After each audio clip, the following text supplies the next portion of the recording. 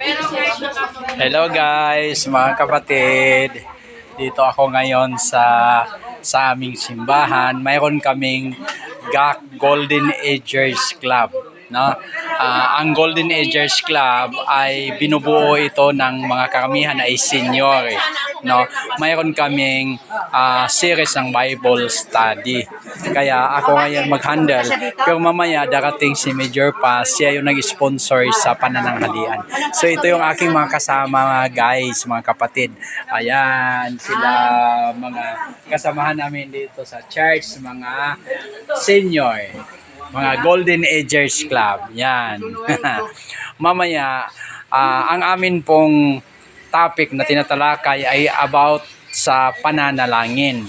Nasa pang-anim na kami na topiko sa pananalangin. So yun lang muna guys. Maraming salamat. May bablog ako mamaya. Continuation sa araw nito sa akin pong mga gawain tuwing Sabado ng umaga. Kanina pala hindi kami nakapunta sa Oscar Hall.